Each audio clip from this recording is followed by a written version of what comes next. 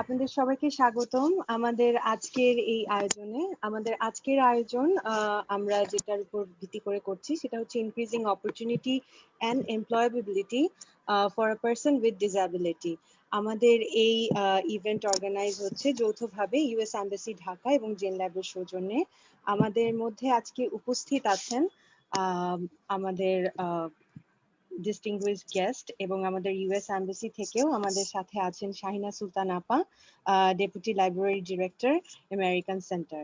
আমাদের সাথে আর বাকি যে তিনজন গেস্ট আছেন যারা আজকে আমাদের প্যানেলিস্ট থাকবেন, তাদের মধ্যে আমাদের সাথে আছেন নিম্মি নুসরাত আপু, যিনি policy analyst of advocacy for social change and advocacy for social change department for BRAC হয়ে কাজ করছেন। আর আমাদের সাথে আছেন মোহাম্মদ হেদায়েতুল আজিজ ভাই, মোনা ভাই। উনি founder president of dream for disability foundation and DDF wheelchair cricket team Bangladesh. আমাদের সাথে আরো আছেন জোশিয়া সাংমা ভাইয়া, উনি founder president for Josiah Sangma ভাইয়া ডিসেবিলিটি রাইটস অ্যাক্টিভিস্ট হিসেবে আছেন। উনি ঢাকা ইউনিভার্সিটির ডাকসুর সাবেক ভাইস প্রেসিডেন্ট হিসেবে ছিলেন এবং ফিজিক্যালি চ্যালেঞ্জ ডেভেলপমেন্ট ডাকসুর সাবেক মেম্বার হিসেবে ছিলেন এবং ফিজিক্যালি চ্যালেঞ্জ ডেভেলপমেন্ট ফাউন্ডেশনের সাবেক ভাইস প্রেসিডেন্ট হিসেবে ছিলেন, রাইট? আপনাদের সাথে আজকের এই আয়োজনে আমি আছি শেহরিন আতাউর খান। আমি ইউএস এক্সচেঞ্জ অ্যালামনাই এবং আমি জেন ল্যাবে পাবলিকেশন এবং রিসার্চের ম্যানেজার হিসেবে কাজ করছি। তো আমরা প্রোগ্রাম শুরু করার আগে অবশ্যই ধন্যবাদ দিতে চাই ইউএস এম্বাসি ঢাকাকে এবং তাদের সর্বত আমাদের যে সহায়তা এবং আমাদের যে এনকারেজমেন্ট ওনারা দিয়ে যান সেটার জন্য। আর যারা আজকে আমাদের সাথে প্রোগ্রাম দেখছেন তাদেরকে বলছি আপনারা আমাদের যে কোনো প্যানেলিস্টের কাছে কোয়েশ্চেন করতে পারেন। আপনারা কোয়েশ্চেন করার জন্য চ্যাট বক্সে যদি অ্যাড্রেস করে দেন, আমরা যখন কোয়েশ্চেন আনসার সেকশনে যাব তখন আমরা আপনাদের প্রশ্নগুলো নিয়ে আমাদের আয়োজনে থাকবো। তো আমরা অনুষ্ঠান শুরু করার আগে প্রথমেই চলে যাচ্ছি শাহিনা সুলতান আপুর কাছে। আপু যদি আমাদের প্রথমে কিছু বলতেন এবং আমাদের এই আয়োজন সম্পর্কে যদি আপনি ইন্ট্রোডাক্টরি কিছু বলেন। Thank you so much Sherin আপা। সো আমি আসলে খুবই খুশি আমার একটা প্ল্যাটফর্মে আজকে থাকতে পেরে এবং স্পেশালি এই ইভেন্টটাতে থাকতে পেরে। সো জেন ল্যাবের সাথে আমাদের প্রায় 1 বছরের উপরে আমাদের আমেরিকান সেন্টার এবং ইউএস এমবাসি আমরা কাজ করছি একসাথে বিভিন্ন ইস্যু অ্যাড্রেস করার উপরে। সো আজকে আমাদের এই ইভেন্টটা মূলত ফোকাস হচ্ছে ডিসএবিলিটি এমপ্লয়মেন্টের উপরে, যেহেতু আমরা প্রতি বছর অক্টোবরে United states of America national disability employment awareness month হিসেবে অক্টোবর পুরো মাসটাকে তারা বিভিন্ন অ্যাক্টিভিটিসের মাধ্যমে এটা অবজার্ভ করে বা সেলিব্রেট করে। তো এটা একটা প্ল্যাটফর্ম যেখানে আমরা ইউনাইট হতে পারি এবং আমাদের সবার যে ডিগনিটি এবং হিউম্যান রাইটস নিয়ে আমরা কথা বলতে পারি এবং সবাই যাতে একই ইকুয়ালিটি বলতে আমরা যেটা বুঝি, আমরা যাতে সবাই একসাথে হাতে হাত ধরে চলতে পারি, সেই উপলক্ষে এই আয়োজনটা করা। আমি আমাদের পার্টিসিপেন্ট আজকে যারা আছেন তাদের সবাইকে ধন্যবাদ জানাচ্ছি। আপনাদের ইনসাইট গুলো আপনারা এখানে শেয়ার করবেন। আপনাদের যদি কোনো কনসার্ন এবং কোশ্চেন থাকে অবশ্যই সেগুলো আমাদেরকে জানাবেন এবং চ্যাট বক্সে আমাদের যারা স্পিকার যারা আছেন তারা আপনাদের সেই প্রশ্নগুলো এবং আপনাদের যে কনসার্ন যেগুলো আছে সেগুলো অবশ্যই তারা অ্যাড্রেস করবেন। আমি আজকে ধন্যবাদ দিতে চাচ্ছি আমাদের যারা স্পিকার আজকে আছেন, তিন প্রান্ত থেকে। একজন ব্র্যাক থেকে এসেছেন, একজন পিডিএফ এর সাথে আমরা এর আগে অনেক বছর কাজ করেছি, এখনো করছি, অনগোয়িং বিভিন্ন কাজকর্ম আমাদের সাথে আছে। আমাদের আরেকজন স্পিকার আছেন আজকে আপনার ফাউন্ডার প্রেসিডেন্ট যে ড্রিম ফর ডিসেবিলিটি ফাউন্ডেশন থেকে। তো আমরা সবাই একই প্ল্যাটফর্মে আছে কথা বলতে চাচ্ছি এবং একটা ইস্যুকেই আমরা ফোকাস করব এখানে। আমাদের স্পিকারদেরকে অনেক অনেক ধন্যবাদ। তারা সবাই ভিন্ন ভিন্ন জায়গা থেকে খুবই ব্যস্ত একজন মানুষ এবং বিশেষ করে তাদেরকে ধন্যবাদ এই জন্য যে তারা তাদের সময় বের করে আমাদের এই ইভেন্টে আজকে তারা পার্টিসিপেট করতে পেরেছে। সো আমি তাদেরকে অনেক অনেক ধন্যবাদ জানাচ্ছি এবং ইন ফিউচারে আমাদের আরো যে ইভেন্টগুলো হবে তারা আবারও এই ইভেন্টগুলোতে পার্টিসিপেট করবে। এবং আজকে আমি মনে করি যে ইস্যুটা নিয়ে আমরা আজকে কথা বলবো সেটা আজকে এখানেই শেষ হবে না, আমরা এটা কন্টিনিউয়াস একটা প্রোগ্রেস আমরা যাতে দেখতে পাই সেই অনুযায়ী আমরা সবাই কাজ করব। তো জেন ল্যাবকে আবারও ধন্যবাদ এবং আমি জেন ল্যাবকে আমাদের সাথে থাকার জন্য অনেক অনেক ধন্যবাদ জানাচ্ছি এবং আমরা ভবিষ্যতে আরো অনেক ভালো ভালো কাজ করব এবং আমাদের এই কমিউনিটিকে যাতে আমরা কোনো কিছু দিতে পারি সেই লক্ষ্যে আসলে আমাদের এই কাজ করা। তো থ্যাংক ইউ ভেরি মাচ। অনেক ধন্যবাদ শাইনা আপু আপনাকে। আমরা শুরু করার আগে জেন ল্যাব সম্পর্কে একটু বলে নেই, যারা আজকে নতুন আমাদের সাথে জয়েন করছেন তাদের জন্য। আমাদের জেন ল্যাব হচ্ছে ইউথ বেসড সোশ্যাল এন্টারপ্রাইজ। আমাদের কাজ করার আমরা 3টা কোর অংশ নিয়ে কাজ করি, তার মধ্যে ক্লাইমেট চেঞ্জ রয়েছে এবং piece and harmony building, diversity inclusion এবং সেই সাথে জেন্ডার ইকুয়ালিটি। তো আমাদের সেই ডাইভার্সিটি ইনক্লুশন এবং আমরা যেই লক্ষ্যে কাজ করে যাচ্ছি সেই লক্ষ্যের অংশ হিসেবে আমাদের এই ইভেন্টটা রয়েছে। তো আমরা প্রথমেই এই ইভেন্ট, যেরকম শাহিনা আপু বলছিলেন যে আমাদের এই ইভেন্টের মূল উদ্দেশ্য হচ্ছে এমপ্লয়াবিলিটি বা আমাদের যে চাকরির যেই বিষয়গুলো রয়েছে এবং ডিসেবল কমিউনিটির ক্ষেত্রে বিশেষ করে সেটার ভিজিবিলিটি কতটুকু এবং সেটাতে আসলে কতটুকু কাজ করার জায়গা রয়েছে সেগুলো নিয়ে আমরা কথা বলবো এবং আমাদের সাথে যারা যুক্ত হয়েছেন তাদের নিজেদের লাইফের অভিজ্ঞতা নিয়ে আমরা কথা বলবো। তার আগে একটা জিনিস অবশ্যই আমি উল্লেখ করতে চাই যে আমাদের পুরো পৃথিবী জুড়ে এখন কোভিড-19 যে ক্রাইসিস সেটা চলছে এবং বাংলাদেশেও আমরা সবাই একই সাথে সাফার করছি, কেউ কম কেউ বেশি। এবং এই সাফারিংস এর মধ্যে এমপ্লয়াবিলিটি বা এমপ্লয়ারদের থেকে লেড অফ হয়ে যাওয়ার যে বিষয়টা সেটা এখানে কার্যকর হচ্ছে। অনেক ক্ষেত্রে অনেকেই চাকরিচ্যুত হয়েছেন, অনেকে ভিন্ন ভিন্ন চাকরি বা কর্মসংস্থানের ব্যবস্থা করতে হচ্ছে। সো এই সমস্ত ইস্যুগুলো ডেফিনেটলি এখানেও আমাদের উঠে আসবে। তো আমরা প্রথমেই চলে যাচ্ছি নিম্মি হামিদ আপুর কাছে। আপু পলিসি অ্যানালিস্ট হিসেবে আছেন, ব্র্যাকের হয়ে আপু কাজ করছেন এবং আপু যে ডিপার্টমেন্টে কাজ করছেন সেটা সোশ্যাল চেঞ্জ ডিপার্টমেন্ট, যাদের মধ্যে এই যে ডিসেবল কমিউনিটি এবং এমপ্লয়াবিলিটির যে পলিসিগুলো আছে সেগুলো একটা অনেক বড় ভূমিকা পালন করে। তো আপুর কাছে প্রথমে তো অবশ্যই অনেক অনেক ধন্যবাদ আপু আজকে জয়েন করার জন্য। আর আমি আপনার কাছে আপু জানতে চাচ্ছি যে পলিসি লেভেলে আসলে বাংলাদেশে আমরা যে ডিসেবল কমিউনিটির কথা বলছি, তো এই কমিউনিটির মধ্যে এমপ্লয়াবিলিটির ব্যাপারটা আসলে কতটুকু আছে এবং কি অবস্থায় আছে এখন, মানে কাগজে কলমে কতটুকু আছে এবং ফিল্ডে কতটুকু আছে? Thank you very much, Shirin Apu, first of all, for having this discussion. I'm really looking forward to not only having a discussion, but also taking it forward to the next level. So, আমি advocacy for social change department এ কাজ করে আছি এই ব্র্যাকে, এবং we look into accessibility of persons with disability. So, accessibility in 3 fronts. একটা হচ্ছে transport, infrastructure, as well as the digital sphere. If we were looking into physical sphere as well as digital sphere, is one of the reasons is because we want to create an environment which allows persons with disability to not only live independently but also utilize their full potential. When we look at the policy arena, for example, it seems like in paper, all the policies, all the laws, all the acts are supposed to ensure an inclusive development for Bangladesh. When we look at the Constitution of Bangladesh, Article 28.3 তে খুব clearly লেখা আছে that it guarantees freedom from all kinds of discrimination, particularly for persons with disability.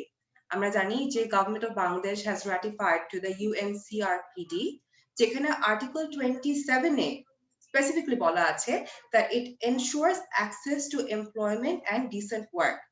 আমরা জানি যে the government has developed the protection of the rights of persons with disabilities act in 2013. আমরা জানি that the government has also developed the national strategy for the inclusion of persons with disability in skills development. আমাদের ধরেন SDG goals আছে, there is the technology and information policy, there is the women's development policy. So আমি বললাম মাত্রই I can list out all the policies that exist, right? কিন্তু when we look, আমরা যে সময় মাঠ পর্যায়ে কথা বলি, when we look at what is the current condition We know that we have seen that persons with disabilities are one of the most marginalized groups. COVID-এর আগে, we knew that the youth in need are about 29%. COVID-এর পর বা COVID-এর সময়, we know that persons with disability in terms of employment, training, education, they have been greatly hindered. So before we go to the next level, it's very important to look at the institutional barriers that exist. আমরা অনেক সময় বলি that people with disabilities are not only disabled by their impairment, but rather the barriers that exist in the community. So first of all, it's very important to see what are the institutional barriers that's preventing persons with disability from accessing those opportunities, those choices. এটা একটা হচ্ছে একটা প্রশ্ন হতে পারে যে কেন কাজগুলো হচ্ছে না। আমরা পলিসিতে লেখা আছে, কিন্তু what is hindering the proper implementation? When we look at the data, for example, HACER 2016 dataতে লেখা আছে that there are 13.09% of the population who are considered persons with disability. Kintu আমরা জানি that according to the UPR report, there's only 0.89% who are registered as persons with disability. So when a massive portion of the persons with disabilities are not registered, it means that they're not receiving the services that the government as well as the non-government organizations are providing for them. The massive portion of the persons with disabilities are not registered, it means আমাদের budget allocation properly হচ্ছে না. Social safety net under there are 123 programs. তার মধ্যে মাত্র 7টা is for catering to persons with disability. So if there is a lack of disaggregated data on the persons with disabilities that exist in the country, এবং the dissimilar needs they have, the planning becomes a little challenging. So এখান থেকে আমি বলবো যে there are two things that we can particularly focus on. একটা হচ্ছে conducting a disability census, যেটার মাধ্যমে we will be able to eliminate the exclusion factor act, as well as developing programs that are much more catered towards the recognized persons with disabilities in Bangladesh. That's about it from my side for now. অনেক ধন্যবাদ আপু। তো আমরা এই যে মাঠ পর্যায়ে এবং কাগজে কলমে যেটা আছে তার মধ্যে যে এই যে দূরত্বটা এবং তার কারণে যেই ইস্যুস গুলো আমরা ফেস করছি সেগুলো প্রবাবলি আমরা এটা নিয়ে আরো আলোচনা করব। কিন্তু এই এখন আপু যে পলিসি আপনি ডিসকাস করলেন, এখান থেকে আমরা এখন চলে যাব মনা ভাইয়ের কাছে। মনা ভাই কাজ করছেন এবং উনি founder president dream for disability ফাউন্ডেশনের, এবং মনা ভাইয়ের কাজের ক্ষেত্রের মধ্যে একটা বিশাল অংশ জুড়ে বাংলাদেশের স্পোর্টস বা ক্রীড়া ক্ষেত্র জড়িত, এবং dream for disability foundation wheelchair cricket team বাংলাদেশেরও একটা অংশ। তো আমি মনা ভাইয়ের কাছে আসলে জানতে চাইবো যে মনা ভাই, এই যে আপনার জার্নিটা শুরু হয়েছে, যে যাত্রাটা শুরু করেছেন, এটা আসলে কিভাবে শুরু হয়েছে এবং কেন মানে ক্রীড়া ক্ষেত্রকেই আপনি ফোকাস করেছেন, মানে কেন অন্য কিছু না, কেন ক্রীড়া ক্ষেত্র?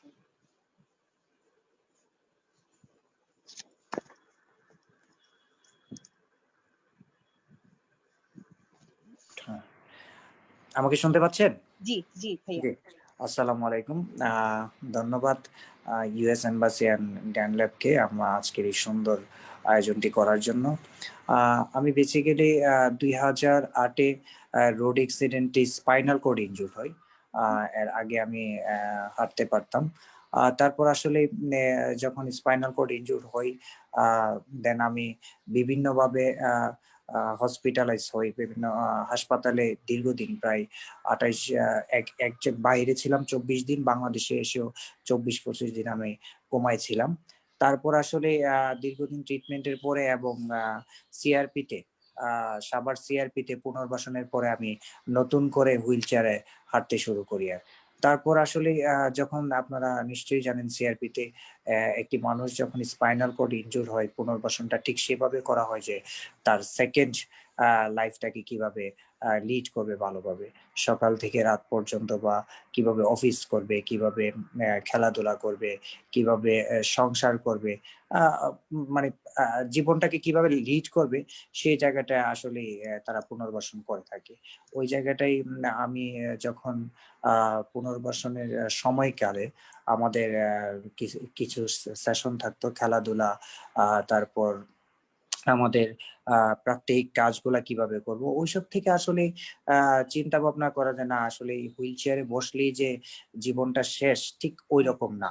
হ্যাঁ, তারপরও হতাশা তো একটা হতাশা, বিভিন্ন কিভাবে আসলে লাইফটা লিড করব, এই ধরনের টেনশন তো আসলে 2010-11 পর্যন্ত ছিল। কিন্তু আমি বারবারই সিআরপিতে ফিরে যেতাম, বারবারই সিআরপির হুইল চেয়ার ইউজারদেরকে দেখে ইন্সপায়ার্ড হতাম, তাদের খেলাধুলা, তাদের জীবন মান দেখে।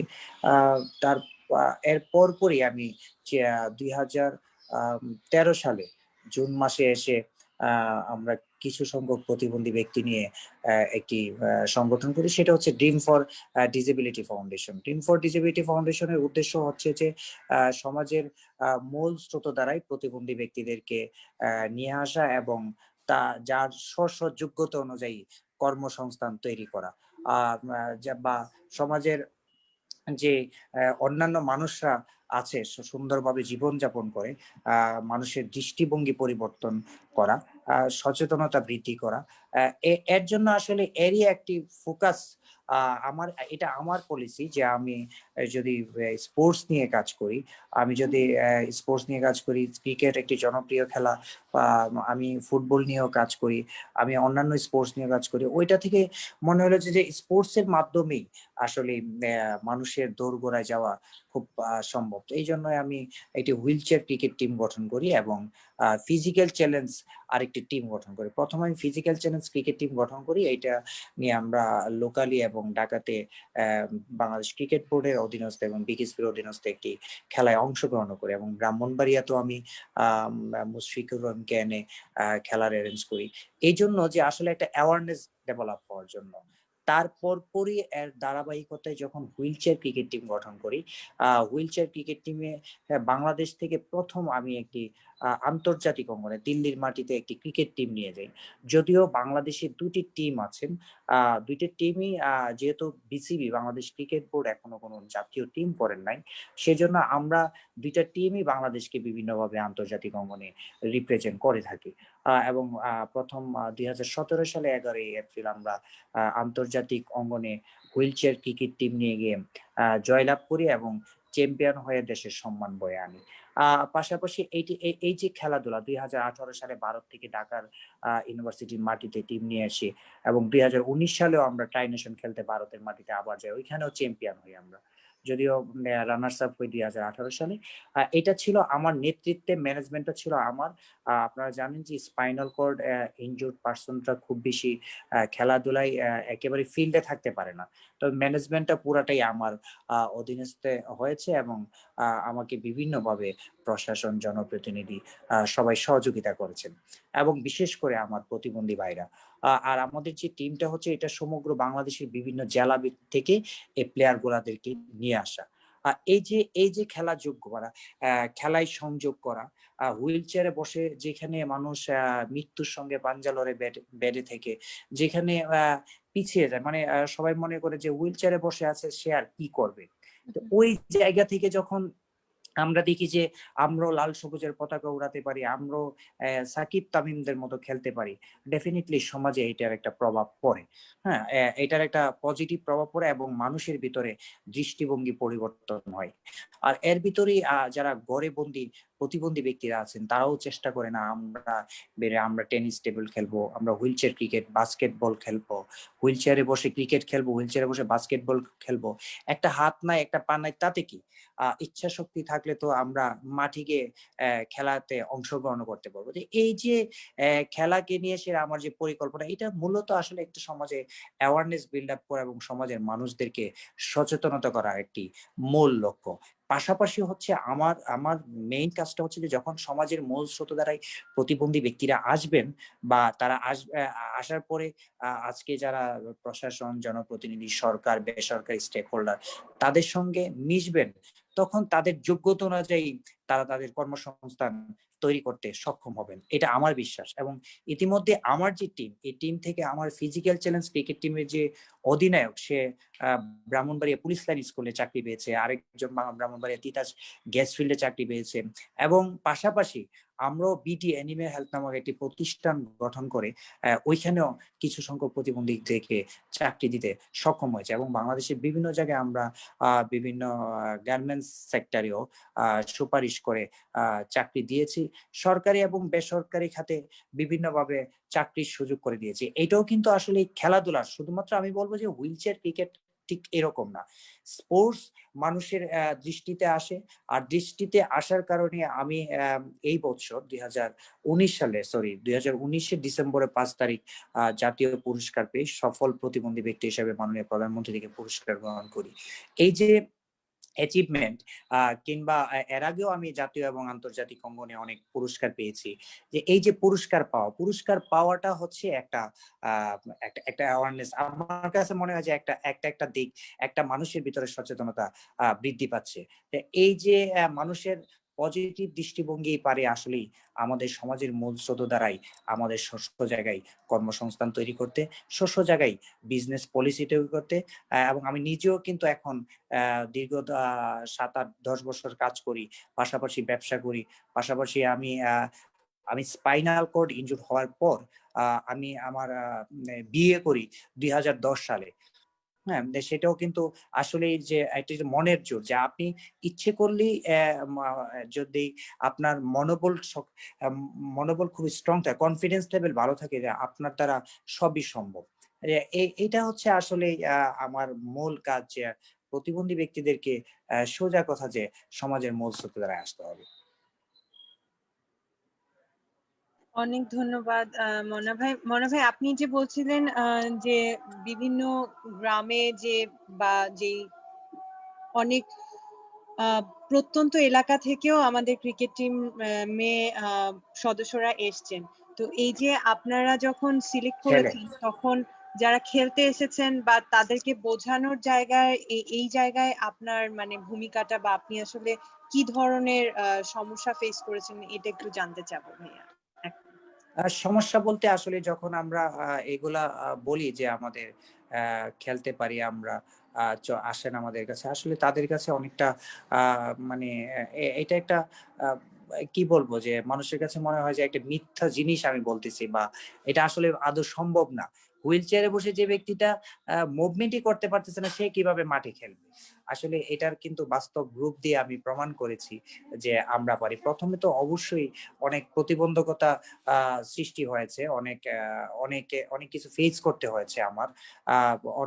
অনেক প্রতিবন্ধকতা তো আসে, কিন্তু যখন সমাজের জনপ্রতিনিধিরা এগিয়ে এসেছেন, সমাজের প্রশাসন এগিয়ে আছেন, পুলিশ প্রশাসন এগিয়ে এসেছেন, ওই জায়গাটা থেকে আমার কাজ করার জায়গাটা খুব স্মুথ হয়েছে। অবশ্যই আমি কৃতজ্ঞতা জানাই ব্রাহ্মণবাড়িয়ার যিনি জনপ্রতিনিধি আছেন, ওবায়দুল মুক্তাদির চৌধুরী এমপি মহোদয়।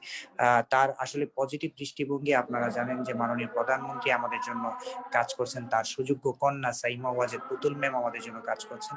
আসলে এগুলা হচ্ছে যে পজিটিভ দৃষ্টিভঙ্গি, যে আমি চাই যে দৃষ্টিভঙ্গি পরিবর্তন হোক, প্রতিবন্ধীরা ঠিকই এগিয়ে যাবে।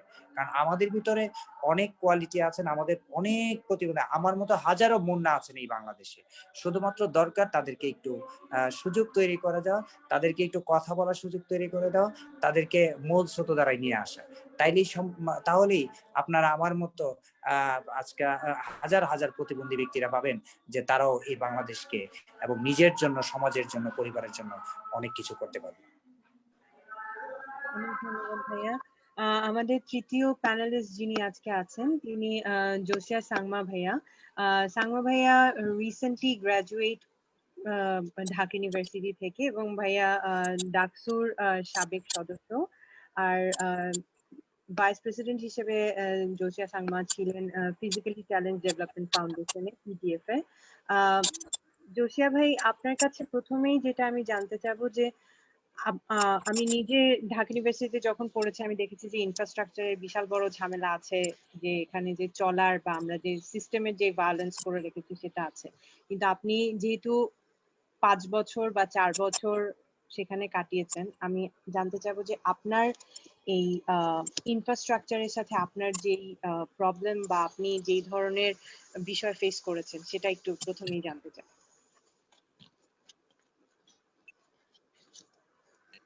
সাংমা ভাইয়া আবার একটু বলবেন, প্রথমে কথাটা শোনা যায়নি। প্রথমেই ধন্যবাদ জানাতে চাই ইউএস এমবাসি ঢাকা এবং জেন ল্যাবকে এই ওয়ান্ডারফুল সেশনে আমাকে ইনভাইট করার জন্য। আপু যে কোশ্চেনটা করলেন যে যেহেতু আমার গ্রাজুয়েশন রিসেন্টলি কমপ্লিট হয়েছে ঢাকা ইউনিভার্সিটি থেকে, তো প্রথমেই নিম্মি আপু যেটি আর কি মেনশন করেছেন যে আমাদের পার্সন উইথ ডিসেবিলিটি যারা আছে আমরা এই কমিউনিটির, তাদের ইনফ্রাস্ট্রাকচারাল এক ধরনের ব্যারিয়ার ফেস করতে হয়। একদম আমার মনে পড়ে আমি ইউনিভার্সিটি একদম প্রথম দিন আমি যেই দিন অ্যাডমিশন টেস্ট দিয়েছি সেই দিনেই আমার এক্সাম ছিল কলা ভবনে, আর্টস বিল্ডিং, এবং সেখানে তখন কোনো র্যাম্প or কোনো অ্যাক্সেস ছিল না আমার মতো হুইল চেয়ার ইউজারদের জন্য। তো একদম প্রথম দিনই কিন্তু আমার এক ধরনের ব্যারিয়ার ফেস করতে হয়েছে ইউনিভার্সিটিতে এন্ট্রান্সের ক্ষেত্রে। সো দেন অ্যাডমিশন টেস্ট দেই, অ্যান্ড লাকিলি সেই সময় আমার কয়েকজন আমার ইউনিভার্সিটির কয়েকজন সিনিয়রের সাথে পরিচয় হয় সেই সময়। তারা ডেভেলপমেন্ট স্টাডিজ থেকে এক ধরনের রিসার্চ সার্ভে করছিলেন যে আমাদের ইউনিভার্সিটি ক্যাম্পাসটা কতটুকু অ্যাক্সেসফুল। সো ওইভাবে আর কি প্রথম আমার পরিচয়। এবং দেন তৎকালীন যে দিন আমাদের বর্তমান ভিসি স্যার, সো তার কাছে বিষয়টি অ্যাড্রেস করার পর আমার একদম ফার্স্ট ইয়ারের লাস্টের দিকে আমরা এখন কলমের সামনে যে র্যাম্পটা দেখতে পাই ডিন অফিসের সামনে, সো সেটা কনস্ট্রাক্ট করা হয়। সো আমাদের কিন্তু এই ধরনের মানে ব্যারিয়ার্স গুলো নিত্য নৈমিত্তিক ব্যাপার আমাদের জন্য। এবং এই ব্যারিয়ার গুলোর জন্য অ্যাকচুয়ালি আমাদের এই ব্যারিয়ার গুলোই মূলত আমাদের প্রতিবন্ধকতা সেটা। সো এছাড়াও আমাদের আরো অনেক ধরনের ব্যারিয়ার্স তো রয়েছে আমাদের ম্যাক্সিমাম বিল্ডিং গুলোতে আমাদের ওয়াশরুম এর ফ্যাসিলিটি গুলো আমাদের জন্য অ্যাক্সেসিবল না তেমন। এছাড়াও আমার মনে পড়ে আমি যখন এক্সাম দিতে যেতাম, তো আমাদের এক্সাম হল গুলো খুবই ন্যারো আর কি স্পেস। তো এই ন্যারো স্পেস গুলো কাটিয়ে কুটে কোনোভাবে আর কি আমার এক্সাম দিতে যেতে হতো। আর এক্সামের সময় সবার একটা কম্পিটিটিভ একটা মেন্টালিটি থাকে, তো কেউ কাউকে রুম দিতে চায় না, স্পেস দিতে চায় না। সো এইসব, তো আমার এই ইউনিভার্সিটি লাইফটা মূলত এর মধ্যে দিয়ে গিয়েছে। সো এভাবে 4-5 বছর ইউনিভার্সিটি কাটার পর ফাইনালি আমি আমার অনার্স এবং মাস্টার্স আমি কমপ্লিট করেছি আমার ইউনিভার্সিটি থেকে। So yeah. সাংমা ভাইয়া, আপনি যেহেতু খুব রিসেন্ট গ্রাজুয়েট, তো আমি এই জন্য শিক্ষা বা আমাদের যেই স্কুল কলেজের যে ইনফ্রাস্ট্রাকচার বা আমাদের যে মানসিকতা, এটার এই ধরনের কোয়েশ্চেন গুলো আপনার কাছে বেশি করব। সো খুব রিলেটেড, আপনি ঢাকা ইউনিভার্সিটির কথা বলছিলেন এবং আপনি যখন বলছিলেন কলা ভবনের কথা, সো আমার মনের মধ্যে আর কি ওই 5 তলার যেই আমাদের যে পরীক্ষার হল সেগুলো একদম চোখে ভাসছিল। তো সেখানে আমি যেটা মানে আপনার কাছে জানতে চাচ্ছি যে ইউনিভার্সিটি লেভেলে যখন এসছেন, তার সাথে স্কুল এবং কলেজ লেভেলে আপনি যেভাবে পড়াশোনা করেছেন তার কি কোনো পার্থক্য আপনি নিজে দেখেছেন? অথবা এই পার্থক্য হতে পারে ইনফ্রাস্ট্রাকচারের, এই পার্থক্য হতে পারে আশেপাশের মানুষের মানসিকতার। মানে আমি জানতে চাচ্ছি যে আপনার চোখে পরিবর্তনটা কিরকম ছিল, যদি পরিবর্তন হয়ে থাকে, আর যদি না পরিবর্তন হয়ে থাকে তাহলেও সেই বিষয়টা আসলে কেমন ছিল শিক্ষাগত দিক দিয়ে, মানে স্কুল, কলেজ এবং ইউনিভার্সিটি, তিনটা এক্সপিরিয়েন্স যদি আমি জানতে চাই। ফার্স্ট অফ অল, হ্যাঁ অবশ্যই চেঞ্জ আমি দেখেছি আমার মানে উইদিন মাই লাইফ টাইম। আমি এক স্টেজ থেকে আরেক স্টেজে যখন গিয়েছি, আমি একটা জিনিস মেনশন করতে চাই যে আমি জন্মগতভাবে আমি হুইল চেয়ার মানে আমি মেনশন করতে চাই আমার কন্ডিশনটা, সেটা হচ্ছে অস্টিওজেনেসিস ইমপারফেক্টা। এটা আমার একটা ফ্র্যাজাইল বোন ডিজিজ। তো এটার জন্য আমার হচ্ছে হাড়গুলো ভঙ্গুর। তো আমি ছোটবেলা হাঁটতাম, তো এক সময় আমি আমার হুইল চেয়ারের উপর ডিপেন্ডেন্ট হয়ে পড়তে হয়। তো ক্লাস 3-তে আমি হুইল চেয়ার চলা শুরু করি। সো অনেক মানে আমি আমার এডুকেশনাল জার্নিটা যদি শুরু থেকে বলি, প্রথম দিক গুলো কথা যদি আমি মনে করি যে অনেক স্কুলে অ্যাকচুয়ালি অ্যাডমিশনের সময় যখন তারা শুনেছে যে মানে বাচ্চার এরকম একটা কন্ডিশন আছে, অনেক স্কুলে ভয় পেয়ে গেছে মানে ফার্স্টে কেমনে তাকে হ্যান্ডেল করবো, যে এনি কাইন্ড অফ ফ্র্যাজাইল যেহেতু আমরা বোন করবো, যদি কোনো অ্যাক্সিডেন্ট হয় সো তখন কিভাবে হ্যান্ডেল করবো, টিচাররা কি করবে, এই ধরনের এক্সকিউজ অনেক স্কুল আমাকে ইভেন নিতেও চায় না। তারপর আমি যখন হুইল চেয়ারে চলা শুরু করি ক্লাস 3 পর থেকে, তখন এক ধরনের প্রবলেম ফেস করতে হয়েছে আমার। সেটা হচ্ছে যে আমাদের এডুকেশনাল ইনস্টিটিউট বা আমরা যদি দেখি আমাদের প্রত্যেকটা মানে স্কুলগুলো এরকম মানে যে এলিভেটর আছে এরকম নাই, খুব কমই হাতে গোনা ঢাকা শহরে। সো আর এই এডুকেশনাল ইনস্টিটিউশন গুলো হয় মাল্টি স্টোরেজ, সো 2 তলা 3 তলা। সো ক্লাসরুম গুলো হচ্ছে ডিফারেন্ট ফ্লোরে হয়ে থাকে। সো অনেক স্কুলে জাস্ট বিকজ মানে আমি এর জন্য পড়াশোনা করতে পারিনি যে ওরা আমাকে প্রপারলি তারা হচ্ছে আমার নিড ছিল যে গ্রাউন্ড ফ্লোরে ক্লাসরুম হওয়া, কারণ আমার পক্ষে স্টেয়ার কেস বেয়ে আমার পক্ষে 2 তলা 3 তলায় যাওয়া পসিবল ছিল না। সো অনেক স্কুল এটা কম্প্রোমাইজ করতে চায়নি। সো এই কারণে আমার অনেক স্কুলে আমার পড়া হয়ে ওঠেনি, এই জন্য আমার খুবই সিলেক্টিভ মানে স্কুলে আমার পড়াশোনা করতে হয়েছে। সো আবার যদি আমাদের যে বোর্ড এক্সাম গুলো রয়েছে সেখানেও এক ধরনের সিট প্ল্যানিং এর বিষয় থাকে। সো আমার এইসব অনেক স্ট্রাগল করতে হয়েছে। সো এসএসসি সময় আমার মনে পড়ে যে আমার মাকে, বিশেষ করে আমার আমার হাফ স্ট্রাগল মানে আমার ম্যাক্সিমাম স্ট্রাগল আমার প্যারেন্টস করতে হয়েছে। সো আমার প্যারেন্টস দেরকে হচ্ছে দৌড়াইতে হইতো যে সিট প্ল্যানিং দেখার জন্য, যে কিভাবে কি ওর হচ্ছে যে এক্সাম কন্ট্রোলারের সাথে কথা বলতে হইতো যে এরকম কন্ডিশন এই সেই। সো এক্সাম কন্ট্রোলার তখন বলতো যে আমাকে সিক বেডে পরীক্ষা দিতে। এখন সিক বেডে আমি একটা কম্পিটিটিভ একটা এক্সাম দিতে যাচ্ছি, sick bed is not a proper place to do this kind of exam, যেখানে আমার হচ্ছে একটা ফুললি একদম মানে এমটি একটা রুমে, এটা মেন্টালি একটা ইফেক্ট পড়ে। সো ওই দিক থেকে মানে অনেক ধরনের প্রবলেম ফেস করতে হয়েছে বেসিক্যালি বোর্ড এক্সাম গুলো সিট প্ল্যানিং নিয়ে। সো এক্সাম কন্ট্রোলারকে ওইভাবে ভালোভাবে অ্যাড্রেস করার পরও তারা বুঝতে যেত না, যে তারা বলতো যে না একবার পরীক্ষা দেবে সিক বেডে, কত অসুস্থ। বেসিক্যালি আমাদের পাবলিক পারসেপশন এরকম হয়ে গেছে সে হুইল চেয়ার মানে সে একজন অসুস্থ ব্যক্তি বা ইজ নট ফিট। সো এই ধরনের মেন্টালিটি আমার ফেস করতে হয়েছে। সো বেসিক্যালি সো এডুকেশনাল জার্নির পুরোটা জুড়ে এরকম বিভিন্ন স্ট্রাগল ব্যারিয়ার্স ছিল বলতে গেলে। এরপর ইউনিভার্সিটিতে এসে এক ধরনের আমি নিজেও সেলফ মোটিভেটেড হয়েছি একদিক থেকে, যে এত দূর এসে এখন ইউনিভার্সিটি পর্যন্ত আসতে পারছি।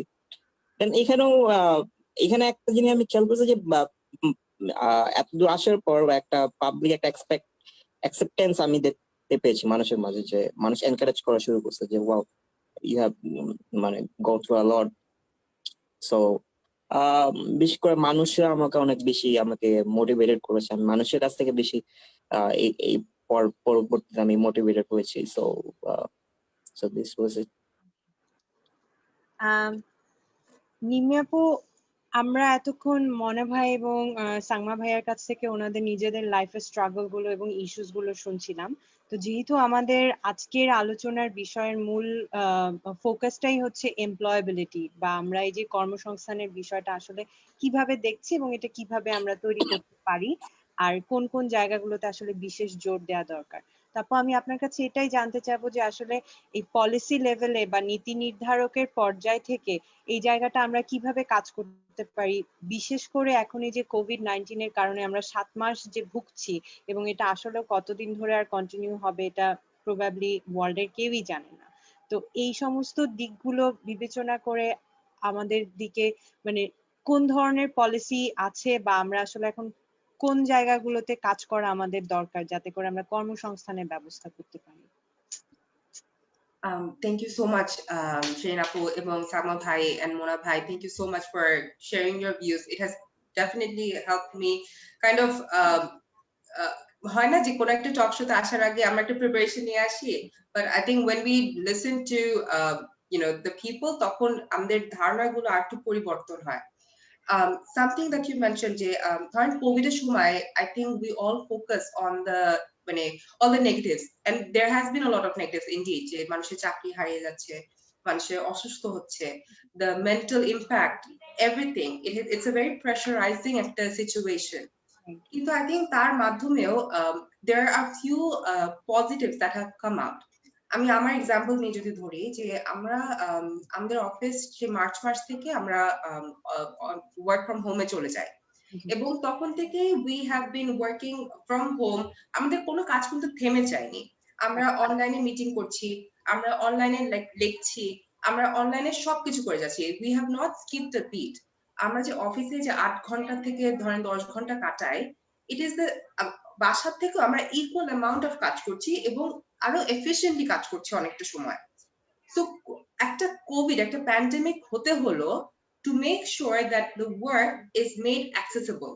Right. An organization is making all the facilities available when it's hindering everyone. কিন্তু এই সেম ফ্যাসিলিটিস যদি persons with disability দের দেওয়া হতো before COVID, তাহলে কিন্তু it would be the same thing. We would be bringing them more opportunities to participate, get involved in employment. So I think this is something that we should take away. এখনো তো আমরা কোভিডের ভিতরে আছি, even though সবকিছু normal হয়ে যাচ্ছে, but I think this is a learning that we should be taking from the COVID scenario. What can we do if we can bring in those facilities for everyone? We should definitely look into the needs of persons with disabilities and ensure that they are receiving all the facilities as well. Interacta. In terms of training, in terms of employment, education যদি ধরি, আমরা জানি যে a lot of the trainings, ধরেন vocational education, TVET education, বা even formal education এর মাধ্যমে we are seeing যে অনেকগুলো মানে পড়াশোনা এখন অনলাইনে চলে যাচ্ছে। While the COVID has brought forward a transformative opportunity of using technology, আমরা কিন্তু TVET education গুলি, the availability of those trainings, we should be promoting them more online. এখন সকলের ধরেন ফেসবুক থাকে, মানে using not only like just Facebook, social media, but also মানে circulating those these information online বিভিন্ন মাধ্যমে। তাহলে it makes sure মানে আমাদের যেরকম পলিসি, যেটা আমি ফার্স্টে বললাম, যে there is the information and technologies policy 2010 এ যেটা বানানো হয়েছে, that ensures accessibility. So ওইগুলো মাথা মানে when we are making this plan, when we have these trainings available, we should be making sure that they're also made available online. এটা আমরা Covid থেকে it's an evidence that we have generated এটা possible. Right. এটা একটা TVET এর বেলায় আমরা যেটা বলবো, যে not only the availability of training, but also making sure these trainings are accessible. এবং not only accessible, 3 নাম্বার হচ্ছে market related. So next phase এ এখন যা হয়েছে হলো, কিন্তু next phase A we should be very mindful, keeping into cognizance that persons with disability are one of the most marginalized groups, and they require a very specific thinking. আমরা যেটা মনে করি persons with disability, আমরা মনে করি it's a homogeneous group. We fail to understand often times that persons with disabilities are individuals with individualistic needs এবং multifarious strengths. তো আমরা প্ল্যানিং এর সময় চিন্তা করা উচিত যে আচ্ছা ফাইন, আমাদের rights and protection of persons with disabilities অ্যাক্টে আমাদের 12টা ধরেন পারসনস উইথ মানে ডিসেবিলিটি ধরা আছে। সো ওদের পার্টিকুলার নিডস কি হতে পারে, and how can we make sure that we are ensuring having an environment where they can succeed. So that's if you have any follow-up question, Sherina. হ্যাঁ, follow up question আপু একটা আছে। Follow up question হিসেবে আমি যেটা মানে আপনাকে জিজ্ঞেস করতে চাই, যে এই যে যে ইস্যুটা আপনি আনলেন, এবং আসলে COVID-19 না আসলে আমরা হয়তো বুঝতে পারতাম না যে বাসায় থেকে অথবা রিমোটলি কাজ যে এত ইফেক্টিভলি এবং এফিশিয়েন্টলি করা যায়, and you have also mentioned that the office did not even skip a bit. So এই যে বিষয়টা, যে কনসিস্টেন্সির একটা বিষয়টা, এটা আমরা যদি এই এমপ্লয়াবিলিটি যে আমরা কথা বলছি, পারসন উইথ ডিসএবিলিটির কথা যে বলছি, ওনাদের ক্ষেত্রে এইখানে আপু আমার কাছে যেটা মনে হলো, আপনি যখন বলছেন তখনই মানে আমাদের টেকনিক্যাল বা আমাদের লজিস্টিক্যাল যে সাপোর্টটা, এই সাপোর্টটা আমার কাছে মনে হচ্ছে যে এটা মনে হয় একটা ক্রুশিয়াল রোল প্লে করতে পারে। সো এটার ক্ষেত্রে কি আমাদের কোনো মানে আমাদের রাষ্ট্রীয় কোনো নীতি কি আছে, অথবা এটার উপর কি কোনো কিছু কাজ হচ্ছে বা হওয়ার পসিবিলিটি আছে কিনা? I think definitely there should be plans যে in making sure যেরকম আমরা teleworking করছিলাম এতদিন, right? বা আমরা ধরেন tele education করছি। So in the next phase, ধরেন even the internet, right?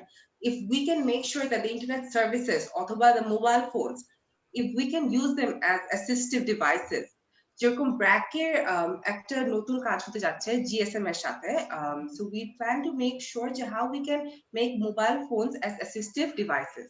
So ধরেন if we partner with different organizations, mobile phone organizations, তাহলে if those mobile phones can be given in a much more subsidized amount, I think that will be much more helpful for whoever needs that support. Right. So I think যেটা বললাম যে we need to have a very specific plan, instead of having an umbrella approach যে সকলের এই দরকার, সকলের একই জিনিস দরকার না আসলে। Right. Thank you so much, আপু। মনা ভাই, আমি নেক্সটে আপনার কাছে যেতে চাচ্ছি, কারণ আপনি নিজে যখন প্রথমে আমাদের সাথে আপনার জার্নি শেয়ার করছিলেন, আপনি বলছিলেন যে বহু মানুষের কর্মসংস্থানের ব্যবস্থা করতে পেরেছেন জনপ্রতিনিধিদের সাহায্য নিয়ে, এবং মেইন স্ট্রিমে যে চলে আসা বা মেইন স্ট্রিমে আনার যে বিষয়টা, এইখানে আমি ভাই আপনার কাছে জানতে চাচ্ছি যে প্র্যাকটিক্যালি আপনি যখন কাজ করেছেন, কাজ যখন শুরু করলেন, তখন ডেফিনেটলি মানে আমার ধারণা যে হয়তো আপনাকে কিছুটা বাধা বিঘ্ন পার হতে হয়েছে, এই সেন্সে যে বোঝানোর জন্য যে না, একজন মানুষ যিনি স্বাভাবিকভাবে কাজ করছেন আর কারোর যদি ফিজিক্যালি কেউ যদি চ্যালেঞ্জ হন, তাহলে সেই মানুষটাও সেই সমান ক্যাপাসিটি রাখেন কাজ করার, তাকে যদি তার সেই ক্যাপাসিটির কাজ দেয়া হয়। তো এই ক্ষেত্রে আমি আপনার কাছে একটু জানতে চাইবো যে এই কোয়েশ্চেন গুলো বা এই যে সমস্যাগুলো যেগুলো ফেস করেছেন, এগুলো আসলে কিভাবে মোকাবেলা করেছিলেন ভাইয়া?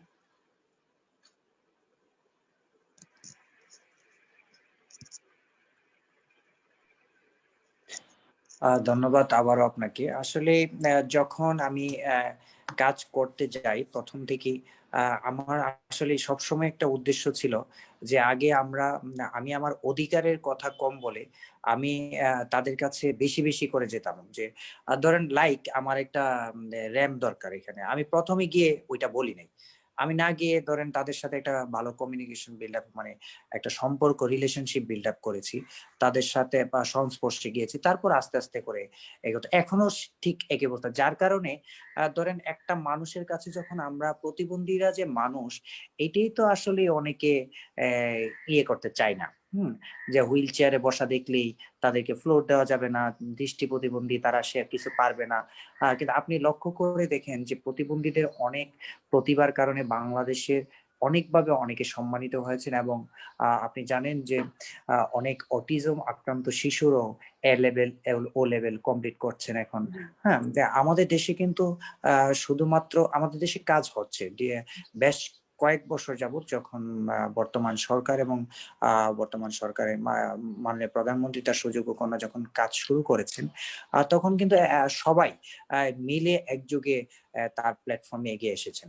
এবং যে সকল স্টেক হোল্ডার গুলো আছেন, বাংলাদেশের বড় বড় এনজিও সংস্থাগুলো কাজ করছেন, তারাও বেশ ভাবেই এই কাজগুলাতে প্রতিবন্ধকতার জায়গাগুলোতে কাজ করে যাচ্ছেন। আমি যদি উদাহরণ দিতে চাই, ধরেন খুব CDD, CRP, BRAC, action aid, আমাদের নারীদেরকে নিয়ে অনেকে কাজ করছেন, আমাদের আশরাফুন্নার, মিষ্টি আপা, সালমা মেহবুব থেকে শুরু করে অনেকেই কাজ করছেন, নাসিমা আক্তার থেকে শুরু করে বিভিন্ন মানুষ যারা কাজ করছেন, যারা প্রতিবন্ধী হয়ে, আমরা যেমন প্রতিবন্ধী হয়ে আমাদের কথাগুলো আমরা বলতে চাচ্ছি, আমাদের সমস্যাগুলো আমরা সমাজকে বলতে চাচ্ছি, তা আস্তে আস্তে কিন্তু পরিবর্তন হচ্ছে। আর আমি খুব আসলে বলতে গেলে প্রতিবন্ধকতা অনেকটা তো পোহাতে হয়েছে, তবে খুব বেশি প্রতিবন্ধকতা আমি আমার জেলাতে পোহাতে হয় নাই, কারণ আমার জেলাতে আসলে প্রত্যেকটা জনপ্রতিনিধি, সুশীল সমাজ, সাংবাদিক, প্রশাসন, পুলিশ, মেয়র থেকে শুরু করে, আপনি জেনে খুশি হবেন আমি যখন সংগঠন করেছি তার অল্প কিছুদিনের মধ্যে ব্রাহ্মণবাড়িয়ার যিনি মেয়র মিসেস নায়ার কবির, ওনার বাসায় আমাকে অফিস করার সুযোগ করে দিয়েছেন। এই যে পজিটিভ থিঙ্কিং বা পজিটিভ যে চিন্তা ভাবনা, এর কারণেই কিন্তু আমরা এগিয়ে গেছি। ব্রাহ্মণবাড়িয়া কাজ হচ্ছে প্রতিবন্ধী বান্ধব শহর ব্রাহ্মণবাড়িয়া, প্রত্যেকটা ক্ষেত্রে অবশ্যই ব্রাহ্মণবাড়িয়ার মানুষকে আমি কৃতজ্ঞতা জানাচ্ছি। আর সেই জন্য অনেকটা প্রভাব বিস্তার করেছে আমাদের wheelchair cricket team Bangladesh, যেটা DDF wheelchair cricket team Bangladesh এবং ফিজিক্যালি চ্যালেঞ্জ ক্রিকেটের মানুষ। আমরা নারীদের জন্য একটি টিম করেছিলাম, উদ্বোধনও করেছিলাম, কিন্তু ফান্ডের কারণে বা বিভিন্ন সমস্যার কারণে আমরা আসলে এটা নিয়ে খুব বেশি আগে যেতে পারি নাই। এর ভিতরে আমরা গত জানুয়ারিতে আমরা একটি ফুটবল টিমও করেছি। মানে আমার কথা হলো কি জানেন, একটা কোনো না কোনো বিষয়ে আপনার মানুষের দৃষ্টিতে থাকতে হবে। প্রতিবন্ধী ব্যক্তিরা তারা তাদের অধিকার নিয়ে, প্রতিবন্ধকতা থাকবে, প্রতিবন্ধকতা বলতে গেলে অনেক বলা যাবে, কিন্তু আমরা যদি প্রতিবন্ধকতা না বলে আমরা যদি বলি এইভাবে কাজ হচ্ছে, মানুষের ভিতরে পরিবর্তন হচ্ছে, মানুষের চিন্তা ভাবনায় পরিবর্তন হচ্ছে, প্রতিবন্ধী ব্যক্তিরা হুইল চেয়ারে বসে বিশ্বজয় করছে। মহরম আলী একজন আছেন, উনি বিশ্বজয় করেছেন। ঠিক ওইভাবে যদি পজিটিভলি চিন্তা করি, আমার বিশ্বাস যে আমরা খুব বেশি কিছুদিনের ভিতরে আমরা আমাদের কাঙ্ক্ষিত লক্ষ্যে পৌঁছাতে পারবো। অবশ্যই, ইনশাআল্লাহ। সাংমা ভাই, আপনার কাছে আমি জানতে চাচ্ছি যে আমি যখন আপনার প্রোফাইল দেখছিলাম, আমি দেখলাম যে আপনি বিভিন্ন ভলান্টারি অ্যাক্টিভিটিজ এর সাথে জড়িত ছিলেন, ইন্টার্ন হিসেবে কাজ করেছেন, এবং তার মধ্যে ডাকসুতে খুব সম্ভবত সর্বাধিক ভোটে আপনি জয়ী হয়েছিলেন মেম্বার হিসেবে। তো এই যে আপনি যেই কাজগুলো করেছেন বা ভলান্টারি অ্যাক্টিভিটিস করেছেন, আপনার সমান অথবা আপনার জুনিয়র যারা আছেন তাদেরকে আপনি কিভাবে, মানে তাদের পথটা কি হবে, তারা যদি আপনার মতন এগিয়ে আসতে চায় তাদের ক্ষেত্রে পথটা আসলে কিভাবে হবে? এই যে ভলান্টারি কাজ করা বা স্টুডেন্ট লাইফের সাথে সাথে এই যে কাজগুলো করা যাতে এক্সপিরিয়েন্স বৃদ্ধি হয়, এই ক্ষেত্রে আপনার আসলে ইনসাইটটা কি? প্রথমে আমি আমি যে আমি আমি যেটা বিলিভ করি যে অ্যাকচুয়ালি মানুষের স্টোরি থেকে যতটা না মোটিভেটেড হওয়া যায়, তার চেয়ে নিজেকে আগে সবচেয়ে প্রথমে আর কি মোটিভেটেড হতে হবে। যেমন ছোটবেলা আমিও এরকম অনেক গল্প, অনেকের জীবনের বিভিন্ন গল্প, যুদ্ধের কথা শুনেছি, বাট যখন নিজে ফেস করছি বা নিজেকে যখন ট্যাকল করতে হয়েছে এগুলা, সেই সেই সেই মোমেন্টে সবচেয়ে বেশি আমাকে মোটিভেটেড করছে। সো বেসিক্যালি আমি মনে করি না যে সবাইকে সবার মতো কাউকে ফলো করা উচিত। সবাই নিজের যে ইনস্টিংক্ট রয়েছে, নিজে যা বিলিভ করে, আমার মনে হয় যে সেই বিলিভ নিয়ে এগিয়ে আসা দরকার। আর আর আর আপনি যদি আমার অ্যাক্টিভিজমের কথা যদি জিজ্ঞেস করেন, আমি বলতে চাই যে আমি অ্যাকচুয়ালি সবকিছুই আমি ট্রাই করার চেষ্টা করেছি লাইফে। এর পিছনে সবচেয়ে প্রথম রিজনটা হচ্ছে যে টু ডেলিভার দিস মেসেজ, যে এই প্রবলেমস গুলো দেখা গেছে যে আজকে আমি যদি ঢাকা ইউনিভার্সিটিতে ভর্তি না হইতাম, তাহলে হয়তো এই কলা ভবনের এই র্যাম্পটা হইতে আরো 2-3 বছর লেট হইতে পারতো। সো বেসিক্যালি এছাড়াও আমি একটা ইন্টার্নশিপ করেছিলাম মাইক্রোসফট বাংলাদেশ। সো সেই অফিসেও আগে যে এন্ট্রান্সটা, আমরা একটা কমন একটা এন্ট্রান্স সবার এখানে থাকে, যে কার্ড পাঞ্চ করে যে ঢুকতে হয়। সো বেসিক্যালি সেই এন্ট্রান্স গুলো কিন্তু এরকম হুইল চেয়ারের জন্য প্রপারলি অ্যাক্সেস না অনেক জায়গায়। তো আমি এখানে ইন্টার্নশিপ করতে যাওয়ার পরে ওখানে যারা যারা অথরিটি ছিল তাদের এই জিনিসটা নোটিসে আসে। দেন মানে আফটার আমি ইন্টার্নশিপটা কমপ্লিট করার পর আমি যখন সার্টিফিকেট তুলতে যাই, সেই সময় আমাকে তারা দিয়ে তারা হচ্ছে ইনাগরেট করে যে আমরা হচ্ছে আপনার অ্যাক্সেস আমি দেখেছি যে এরকম একটা প্রবলেম ছিল আপনার, সো আমরা অ্যাড্রেস করে এই এন্ট্রান্সটা এই সাইডে করেছি। সো আমি অ্যাকচুয়ালি চেষ্টা করেছি যে এই মেসেজটা ডেলিভার করার। হয়তো আমি আমার যে প্রবলেমস গুলো মানুষকে ইন্ডিকেট করে দেখাই দিতে পারবো, হয়তো আমি বিভিন্ন বিভিন্ন জায়গাগুলোতে, বিভিন্ন প্লেসেস গুলোতে, যে অ্যাকচুয়ালি যে ব্যারিয়ার্স গুলো কি কি। ওই লক্ষ্যে অ্যাকচুয়ালি আমি ট্রাই করেছি যে বিভিন্ন প্লেস ডিসকভার করার, নিজেকে জানার আরো বেশি সবচেয়ে বেশি ইচ্ছা ছিল যে কিছু শিখার। আর হচ্ছে জি সো আমি আপনি যেহেতু বললেন যে এক একজনের জার্নিটা এক এক রকম, কিন্তু তারপরেও সব সময় মনে হয় যে বিশেষ করে কিছু কিছু ক্ষেত্রে এরকম হয় যে কেউ যদি আগের পাথেয় হিসাবে কেউ যদি থাকে তাহলে পরের মানুষদের জন্য অনেক কিছু করার সুবিধা হয়। যেমন আপনি আপনার নিজের এক্সাম্পল দিয়ে যেটা বললেন, আপনি বললেন যে ঢাকা ইউনিভার্সিটির কলা ভবনে যেহেতু আপনি প্রবলেমটা ফেস করেছেন এবং আপনি এটাকে সমাধানের দিকে আপনি কাজ করেছেন, মানে এটা এরকম না যে you just ignore and sit back, but আপনি এটার কাজ করেছেন এবং আপনি এটা অ্যাড্রেস করেছেন যথাযথ আমাদের যে অথরিটি সেই অথরিটির কাছে। সো এইরকম আপনি সব জায়গায় আপনার পক্ষে যাওয়া সম্ভব না, আপনি আপনার নিজের ফোকাসড এরিয়াতে যাবেন এবং সেখানে প্রবলেমগুলো যখন দেখবেন তখন আপনি অ্যাড্রেস করছেন।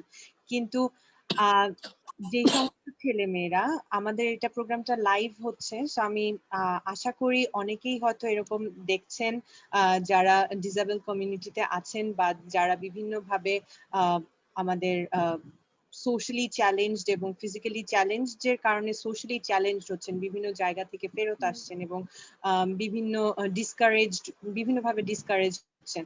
তো তারা যখন দেখছেন, তাদের জন্য আমি আপনার কাছ থেকে যে জিনিসটা জিজ্ঞেস করতে চাই যে স্টুডেন্ট লাইফ থেকে আসলে মানসিক দৃঢ়তার কথা আপনি বারবারই বলছেন, প্রথম যখন বলছিলেন তখন আপনি বলছিলেন যে মেন্টাল কারেজটা থাকা অনেক বেশি দরকার এবং আপনাকে পথ দেখিয়েছে। সো যে সমস্ত বাচ্চারা আমাদের আছে এখনো পড়াশোনা করছে এবং যারা গ্রাজুয়েট হয়েছে এবং যারা এমপ্লয়মেন্টের কথা চিন্তা করছে, তাদের ক্ষেত্রে মানে আপনার এবং আমি আপনাকে জিজ্ঞেস করতে চাচ্ছি যে আপনার নিজের এমপ্লয়মেন্টের যে চিন্তা এবং সেই চিন্তাটা যখন আপনি করছেন তখন কোন কোন বিষয়গুলো আপনার মাথায় আছে যে এই দিকগুলো আপনি চিন্তা করছেন এমপ্লয়মেন্টের ক্ষেত্রে? আচ্ছা, এমপ্লয়মেন্ট একটা ইস্যু, কারণ হচ্ছে আমাদের প্রপার লাইফ লিড করার জন্য অবভিয়াসলি আমাদের সবারই এমপ্লয়মেন্টের দরকার। এবং বর্তমানে কোভিড সিচুয়েশনের জন্য আমরা জানি একটা এমপ্লয়মেন্টের একটা বিরাট এক ধরনের ক্রাইসিস বর্তমানে। এছাড়া আমাদের ইউথদের জন্য বেসিক্যালি যারা হচ্ছে যাদের গ্রাজুয়েশন কমপ্লিট হয়েছে, সো বেসিক্যালি একটা হিউজ একটা গ্যাপ রয়েছে আমাদের মধ্যে, যে এমপ্লয়মেন্ট আমাদের পর্যাপ্ত পরিমাণে সোর্স একদিকে নেয়, আরেকদিকে প্রত্যেক বছর প্রচুর পরিমাণে আমাদের গ্রাজুয়েট বের হচ্ছে বিভিন্ন ইউনিভার্সিটি থেকে। সো এই হিউজ যে ডিমান্ড বা হিউজ যে আমাদের যে প্লেস গুলো দরকার, সেগুলো আমাদের এরকম সোর্স সেরকম নাই, সেটা আমাদের একটা বড় একটা প্রবলেম। আর সেই জায়গায় আমরা যারা পার্সন উইথ ডিসেবিলিটি, তারা তো এমপ্লয়মেন্টের ক্ষেত্রে আমাদের অনেক এমপ্লয়ারদের অনেক ধরনের পারসেপশনের জন্য আমরা অনেক সময় অনেক রকম প্রবলেম ফেস করি। সো তারপর আমি বলতে চাই যে বিভিন্ন অর্গানাইজেশন এগুলো নিয়ে কাজ করছেন। রিসেন্টলি আমার অনেকে কিছু কিছু অর্গানাইজেশনের সাথে পরিচয় হয়েছে, যেমন হচ্ছে লাইনার চ্যাশিয়ার, এলসি, এছাড়াও হচ্ছে আরো সিএসআইডি, সিডিডি, অনেক ধরনের অনেক অর্গানাইজেশনে কিন্তু একটা আমি বলবো যে অ্যাপ্রোচ আমি এখানে লক্ষ্য করেছি যে আমরা যারা গ্রাজুয়েট হয়েছি, গ্রাজুয়েশন কমপ্লিট করেছি, আমাদের বিভিন্ন অর্গানাইজেশন থেকে বরং আমাদের ডাটাবেস বা আমাদেরকে অ্যাপ্রোচ করা হচ্ছে যে আমরা যাতে এই জায়গায় সিবি। অ্যাকচুয়ালি আমাদের হয়ে অনেক অর্গানাইজেশন কাজ করছে দিনরাত যে এমপ্লয়মেন্ট তৈরি করার জন্য। সো আমি তাদেরকে অবশ্যই থ্যাঙ্কস জানাতে চাই যে তারা তাদের এই জায়গা থেকে যে কাজ করছে।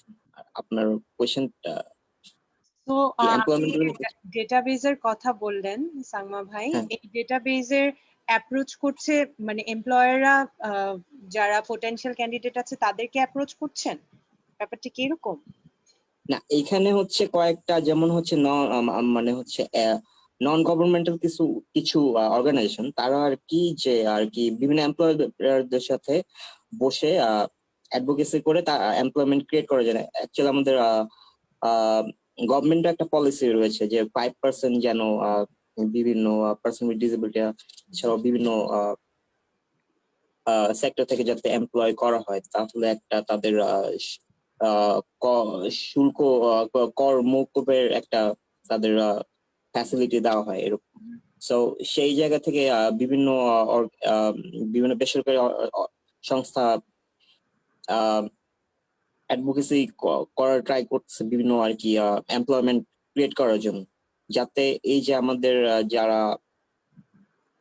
কোয়ালিফাইড যে গ্রাজুয়েট রয়েছে বিভিন্ন ইউনিভার্সিটি থেকে পাস করা, যাতে তাদের হচ্ছে এমপ্লয়মেন্টের প্রবলেম ফেস না করতে হয়। ওকে, থ্যাংক ইউ ভাইয়া। নিম্মি আপু, এমপ্লয়মেন্টের কোয়েশ্চেন নিয়ে যেহেতু আমরা ডিল করছি, আমি নিজে আপনার কাছে একটু জানতে চাচ্ছি যে ব্র্যাক তো অনেকদিন ধরে, মানে বহুদিন ধরে এবং পায়োনিয়ার বলতে গেলে, যে আমাদের সোশ্যাল ডেভেলপমেন্ট সেক্টর নিয়ে কাজ করছে, এবং আপনার যে ডিপার্টমেন্টে আপনি কাজ করছেন এবং পলিসি অ্যানালিসিস হিসেবে কাজ করছেন, এই কাজের মধ্যে আপু আসলে আমি জানতে চাচ্ছি আপনাদের নিজেদের প্রতিষ্ঠানে কিরকম ইনক্লুশনটা আছে পার্সন উইথ ডিসেবিলিটিস এর মধ্যে, এবং আপনারা অ্যাজ এন এমপ্লয়ার আপনারা আসলে কোন কোন বিষয়গুলোর দিকে নজর রাখেন? এবং আপনি নিজেই বলেছেন যে person with disability it's not an umbrella term, এবং এক একজনের নিড এক এক রকম, এক একজনের ফর্টে এক এক জায়গায়। সো ওই বিষয়টা নিয়ে যদি আপু একটু বলেন। Sure. Thank you so much, Shirin Apu. Sangma bhai যেটা ফার্স্টে বললেন, and I try to touch upon it a little bit, ধরেন infrastructure. আমাদের we make sure যে আমাদের যে ব্র্যাকের যে অফিসটা আছে that is made accessible for wheelchair users, for there's signage, so that it's accessible to all, particularly for persons with disability. এটা একটা, it's not only the head office. আমরা চাচ্ছি যে আমাদের যেগুলি ধরেন বিএলসি যেগুলি আছে, যে different regions এ, ওইগুলো is also made accessible, because in physical accessibility but infrastructural accessibility is something যেটা first day it's like the first barrier, so we want to eliminate that. So Brac is very much particular, disability inclusion is one of our core focus. আমাদের strategic plan এ বলেন বা আমাদের programmatic strategic planning programmatic goal এ বলেন, everything it's very much inclusive. So infrastructure is one. In terms of hiring, আমাদের HR it's very much clear that there can be no amount of discrimination towards persons with disability. We have an entire HR which focuses on inclusion. So that is another one. আমি যেটা প্রথমে শুরুতে বললাম যে আমরা accessibility ধরে কাজ করি, particularly for advocacy. আমি অন্য ডিপার্টমেন্ট নিয়ে বলবো, বাট আমি যে ডিপার্টমেন্টে আছি ওখানে আমরা ফিজিক্যাল অ্যাক্সেসিবিলিটি নিয়ে কাজ করি, আমরা ডিজিটাল অ্যাক্সেসিবিলিটি নিয়ে কাজ করি। ডিজিটাল যদি ফিজিক্যাল ধরি তাহলে আমরা বলবো যে ইনফ্রাস্ট্রাকচার এবং ট্রান্সপোর্টে, বিকজ আমরা একটা সেক্টরে কাজ করলে we won't be able to support the entire environment. So আমাদের প্রত্যেকটা সেক্টরে কাজ করতে হবে so that we can link each and every one of them to create a conducive environment. Right. যেটা আমরা বললাম যে ইনফ্রাস্ট্রাকচারে আমরা কাজ করি, তারপরে আমরা ট্রান্সপোর্টেও কাজ করা শুরু করছি। আমাদের এবারই একটা অ্যাক্সেসিবিলিটি অডিট হচ্ছে in terms of accessibility in footpaths, roads, তারপরে hospitals এবং high courts. So to make sure that we so accessibility audit কেন করি, to generate those evidence যে এখানে কাজগুলো প্রয়োজন। And when we do these audits, but when we make these plans, persons with disabilities are included in the audit. It's not there, it's a person with disability led audit. Rather than someone else planning a proyojon. So that is not something that we do. So we make sure that it's disability led at the catch. That's another one. In terms of digital sphere, we are trying to make sure that everyone has access to information. We are planning to work with NGAB so that their website is made more accessible to persons with disability. So that's আমাদের advocacy for social change এর কাজ, accessibility in the 3 spheres. আমাদের অন্যান্য আর programs আছে, for example আমি যদি skills development এর program এর example দেই, ওদের একটা program আছে STAR. So STAR এর program A in the last few years they have trained about 29,000 young people. তার মধ্যে 7% of them were employed, 7% of the persons with disabilities were employed after the training was provided. So it's not only just giving them a training, but also making sure that training kothay jabe. You have to make sure that the training is being useful so that they can have an income generation at a possibility. Okay. So SDP focuses on that as well. আমাদের ব্র্যাকের যেরকম there is the Brac youth platform, which is so Brac youth platform there is one of the programs called Amra Notun Network. So what they do, so while we focus on during the technical trainings, but we also focus on the soft skills trainings. আমরা যে সময় একটা চাকরিতে apply করি, there's the soft skills trainings that's required. For example, leadership. For example, problem solving skills. So all of those together, it's very important to make sure that the trainings are also 21st century appropriate. So Brac Youth Platform also focuses on that. So we're trying to work in each and every sphere so that ultimately we can give a holistic approach to breaking those barriers, while also being mindful of the different needs of the different persons with disabilities. Thank you so much আপু। আমি এখন যে কোয়েশ্চেনটা করব সেই কোয়েশ্চেনটা একাধারে মনা ভাইয়ের কাছে এবং সাংমা ভাইয়ারও কাছে, যে আমাদের এই অনুষ্ঠান এখন হয়তো কয়েকজন দেখছেন, এরপর যেহেতু এটা লাইভে গেছে এবং রেকর্ডেড হচ্ছে, সো যারা পার্সন উইথ ডিসেবিলিটি আছেন বা ডিসেবল কমিউনিটি যারা আছেন, তারা যেন এই প্রোগ্রামটা দেখে অথবা এই ইভেন্ট থেকে অ্যাটলিস্ট আমরা যে কর্মসংস্থানের ব্যাপারে যে ফোকাসটা করছি সেখান থেকে যেন কিছু ইনফরমেশন হলেও অথবা কিছু সাহায্য, ইনফরমেশনের সাহায্য যদি ওনারা পান, অথবা যদি কোনো একটা পথ প্রদর্শক হিসেবে ওনারা পান। সো এই জন্য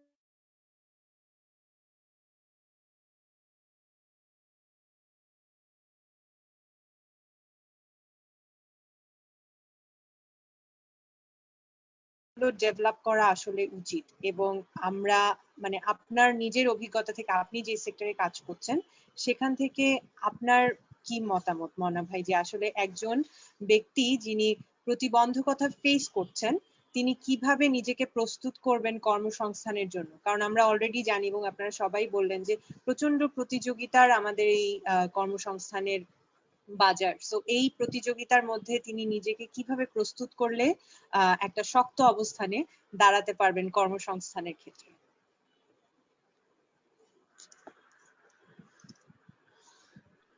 হ্যাঁ, আমি শুনতে পাচ্ছেন? আচ্ছা, আমি যে জিনিসটা বলবো যে আপু, এখানে আমার অত্যন্ত ভালোবাসার মানুষ এবং চিবলদা আমাদের এই কমিউনিটি, উনি একটা কথা বলেছেন যে উনি যদি ঢাকা ইউনিভার্সিটিতে না ভর্তি হইতো হয়তো বা খুব তাড়াতাড়ি এই র্যাম্পটা হতো না। হ্যাঁ, একেবারে কথাটা সত্য। প্রতিবন্ধী ব্যক্তিদের যে আপনার চাহিদা, যে নিড, ঠিক আছে, বা চাকরির ক্ষেত্রে হোক, আপনার পড়াশোনার ক্ষেত্রে হোক, প্রবেশগম্যতার দিকে যে কোনো সাইডে হোক, হ্যাঁ, প্রথম শর্ত হচ্ছে যে যার যার অবস্থান থেকে এগিয়ে আসতে হবে, এগিয়ে আসতে হবে এবং সে জানতে হবে। এখন আমি যদি নাই জানি যে আমি কিভাবে কর্ম, ধরেন একটি অনলাইনে পাবলিশ হলো যে জব সার্কুলার হলো বা বিভিন্ন ভাবে জব সার্কুলার হচ্ছে, আমাদের অনেক সুযোগ দেওয়া হচ্ছে, এখন আমি নিজেই জানি না বা আমি নিজে ইন্টারনেট অ্যাক্সেস ভালো নেই আমার, কিংবা আমি আমার কথা হলো যে আমাদের সম্পর্ক, আমরা যারা প্রতিবন্ধী ব্যক্তি আছি তারাও আমাদের নিজেদের ভিতরে একটা অ্যাওয়ারনেস বিল্ড আপ করতে হবে যে আমার চাকরির জন্য অবশ্যই আমি প্রতিবন্ধী এটা বলে কোনো কথা না। হ্যাঁ, প্রতিবন্ধীদের কোটা আছে, ওইটাকে আমি প্রায়োরিটি দিই না। আমার প্রায়োরিটি হচ্ছে যে আমি কেন আপনার মতো হতে পারবো না, আমি কেন চিবলদার মতো হতে পারবো না, আমি কেন অন্যদের মতো হতে পারবো না। আমার জায়গাটাই আমাদের অবশ্যই পড়াশোনা করতে হবে, আমাদের সার্চ করতে হবে, জবের জন্য বিভিন্ন জায়গায় অ্যাপ্লাই করতে হবে, বারবার যেতে হবে। হ্যাঁ, আমি যদি ওই জায়গাটায় না যাই, ঘরে বসে থেকে তো আর আমি খুব বেশি আমার কর্মসংস্থানে দাবিত হতে পারবো না। ফার্স্ট কথা হচ্ছে যে আপনার, আর যখন আমরা জব খুঁজবো, ভালো জব খুঁজবো প্রতিবন্ধী ব্যক্তিরা, আপনাদের মতে আমাদের সামাজিক অবস্থান তৈরি করতে হবে। আমাদের সামাজিক অবস্থান তৈরি যদি নাই করতে পারি, এখন আমি ধরেন আপনি আমাকে আপনার জায়গায় নিয়ে বসে দিলেন, তাহলে তো আমি পারবো না। ওই জায়গাটার জন্য আমাকে প্রস্তুত হতে হবে, আমাকে করতে হবে। ওই জায়গায় আমরা যদি আমাদের ভিতরে আমাদের আরো অ্যাওয়ারনেস ডেভেলপ করতে হবে, আমাদের ভিতরে আমাদের আরো সচেতন হতে হবে, আমাদের ভিতরে যারা প্রতিবন্ধী ভাইরা আছেন বা বোনেরা আছেন, অনেক ভালো ভালো কাজ হচ্ছে এবং অনেক প্রতিভাবান প্রতিবন্ধী ব্যক্তিরা এই বাংলাদেশে আছেন। এবং সুন্দরভাবে কাজ করে যাচ্ছেন সমগ্র বাংলাদেশে। তা আমার বিশ্বাস যদি আমরা আমাদের ব্যাপারে খুব ভালো সচেতন হই, আমাদের অধিকার আদায়ে যদি আমরা মাঠে থাকি, আমরা সামনে থাকি, তো ডেফিনেটলি কর্মসংস্থানের বেলায় সেম, আমরা আমাদের যোগ্যতা অনুযায়ী যার যার পড়াশোনা, যার যার স্ট্যাটাস, যার যার লেভেল অনুযায়ী যে জায়গায় ইনভলভ হতে আমাদের যেতে হবে ওই জায়গাগুলোতে, না যে কোনো অবস্থাতেই শুধুমাত্র কোনো জায়গায় সেমিনারে অংশগ্রহণ করলাম, কনফারেন্সে অংশগ্রহণ করলাম বা একটু শুনলাম যে এসব, এইগুলোর ভিতরে বন্দী থাকলে হবে না। মানে সংগ্রাম সেম আমি মাথা দিয়ে করি। আমার দুইটা পা নিয়ে আমি হুইল চেয়ারে হাঁটতেছি, হুইল চেয়ারে হেঁটে আমি দেখেন আমি কানাডা কুইন্স ইউনিভার্সিটি অধীনস্থ যখন একটি শর্ট গ্রাজুয়েট কোর্স করি, ওইখানে আমার সিআরপিতে তখন একটি সেশন হতো, 3 মাস পরে পরে আমাদের ক্লাস হতো আর কি, কানাডা থেকে টিচাররা আসতেন। ওইখানে একজনই আমি ডিসেবল পার্সন, আর সবাই এখন কেউ ডাক্তার, কেউ বড় ভালো ভালো কমিউনিটিতে জব করে, হ্যাঁ তাদের সাথে। তখন আমি প্রথম 2-1টা ক্লাসে আমি খুব মানে মেন্টালি বাজে অবস্থায় ছিলাম, কিন্তু না আমি চিন্তা করছি না কে কি মনে করলো ওইটা আমার দেখার বিষয় না, বা আমি ডিসেবল ওইটা আমি চিন্তা করবো না, এই জায়গায় আমার এগিয়ে যেতে হবে। ওই জায়গাটাই আমাদেরকে আগে পরিবর্তন যদি আমরা ভালোভাবে না করতে পারি, আমরা যদি আমাদেরকে প্রস্তুত না করতে পারি এই সমাজের জন্য, হ্যাঁ শুধুমাত্র প্রতিবন্ধী বলে আমরা পিছিয়ে থাকবো, প্রতিবন্ধী বলে নিজেকে একটা জায়গায় বন্দি রাখবো, ওই কথাতে আমি বিশ্বাস না। আমি বিশ্বাস যে আমি আপনার মতো পারবো, আমার বিশ্বাস যেটা আপনি যা পারেন তা আমি পারবো, আপনি পায়ে হাঁটেন, আমি হুইল চেয়ারে আনবো, আপনি আপনার যেমন মেধা আছে আমারও মেধা আছে, আপনি কম্পিউটার চালাতে পারলে আমিও পারবো। যখন ওই জায়গাটায় আমরা পৌঁছাতে পারবো, আমরা যখন সবসময় ঘরে বসে যেন অধিকারের কথা না বলি, হ্যাঁ একটু ফেসবুকে লিখে দিলাম, নো, এটা না, সবই থাকবে, কিন্তু আপনার যখন ট্রেনে ওঠার জন্য আপনার একটা র্যাম দরকার, ট্রেনে প্রবেশ ক্ষমতা নিশ্চিত করা দরকার, বা ট্রেনের সিটটা নিচে আপনি যেতে হবে ট্রেনে, হ্যাঁ 1-2বার যেতে হবে। প্রতিবন্ধকতা থাকবে, প্রতিবন্ধকতা দূর করেই প্রতিবন্ধী ব্যক্তিদের এগিয়ে যেতে হবে, এটা আমি বিশ্বাস করি। সাংমা ভাইয়া, আপনার কি মনে হয়? মনা ভাই যেগুলো বলছেন নিশ্চয়ই একমত, কিন্তু তার সাথে আরো কিছু যদি অ্যাড করতে চান। ফার্স্ট অফ অল আমি যেহেতু খুবই রিসেন্টলি আমার পড়াশোনা আমি কমপ্লিট করেছি, যদি আমি এখনো চাকরির বাজারে এখন আমি যুক্ত হইনি, সো আমি বলতে পারবো না ওই পার্সপেক্টিভ থেকে, যেটা আমি নিজে এখন চাকরি করছি।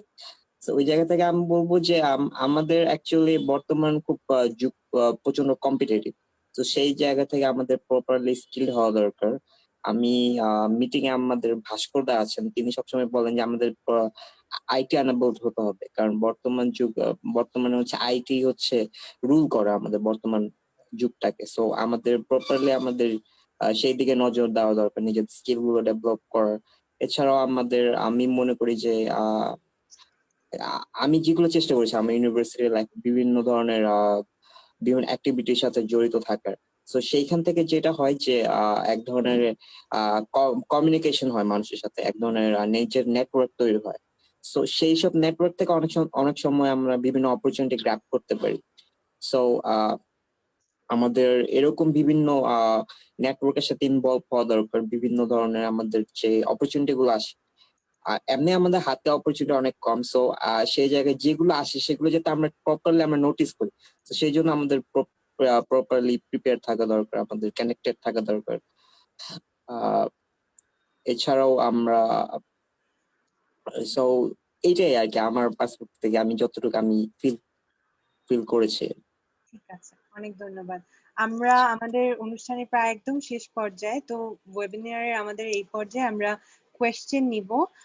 সোফার কমেন্ট বক্সে আমাদের কোয়েশ্চেন করেছেন বিলাস দাদা, কোয়েশ্চেন করেছেন নিম্মি আপুর কাছে যে how many persons with disabilities are working in BRAC.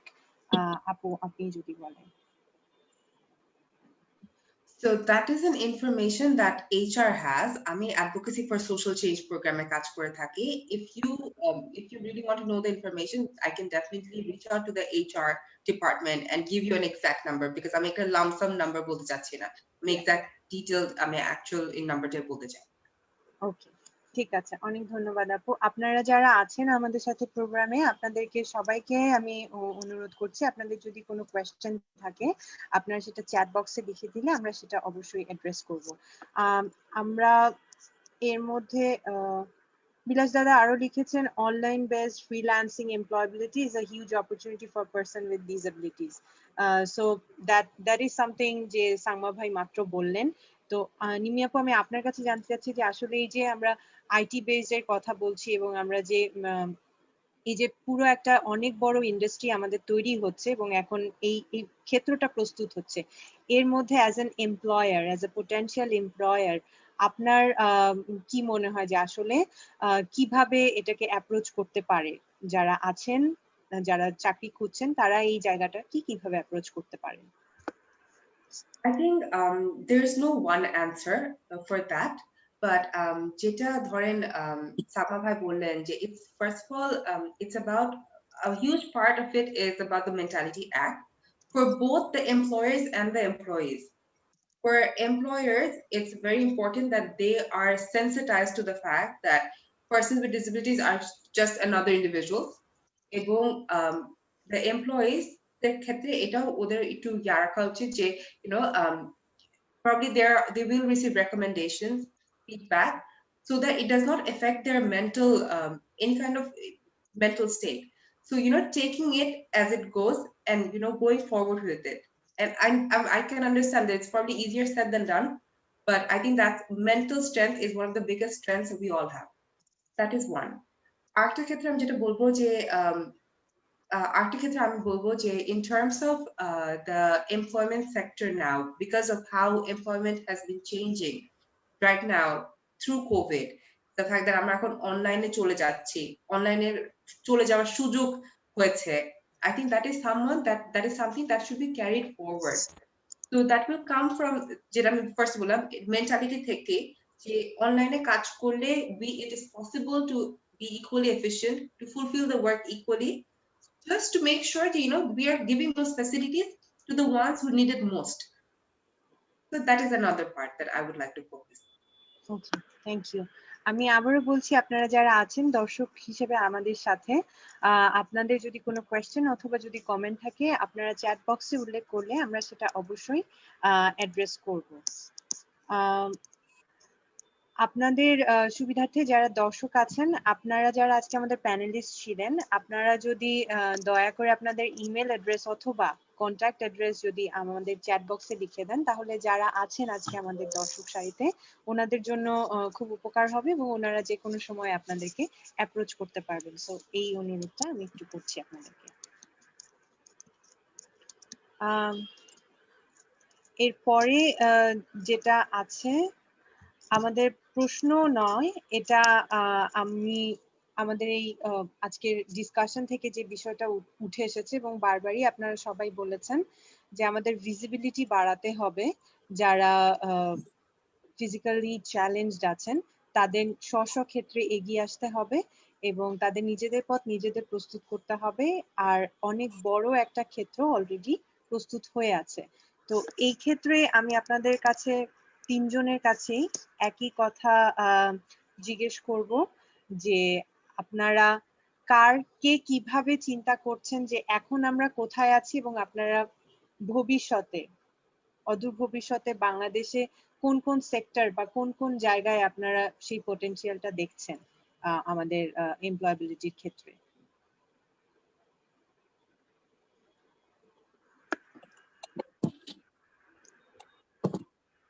Nimmi আপু অথবা সাংমা ভাইয়া অথবা মনা ভাই, আপনারা যে কেউ শুরু করতে পারেন।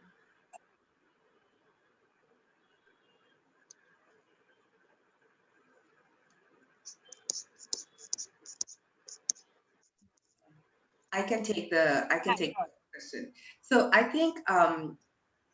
think policy angle থেকে বলতে গেলে I think making new policies takes so long and implementation even takes even longer. কিন্তু aspirations আমাদের জন্য আকাশ ছোঁয়া পর্যন্ত. So I think what I aspire is that in 5 years or 10 years, but in the future, that everyone, persons with disability, everyone should have the equal access. And the reason why I have this very basic aspiration is because that is possible.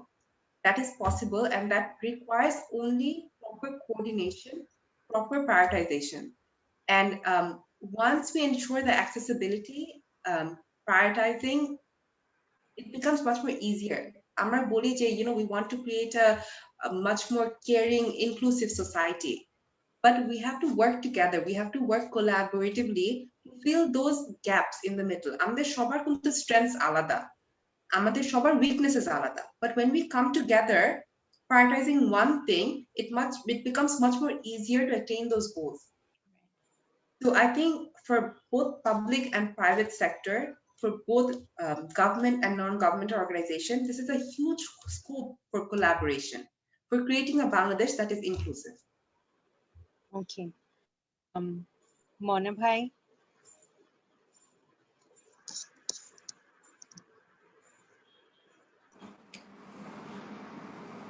জি, আমি শুনতে পাচ্ছেন?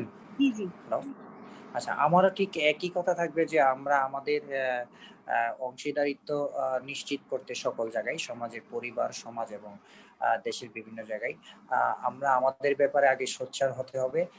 আমরা আমাদেরকে জানতে হবে, তারপর অবশ্যই আমরা আমাদের দেশের বিভিন্ন জায়গায় আমরা অ্যাপ্রোচ করব আমাদের যে রাইটস আছেন এবং কাজ হচ্ছে।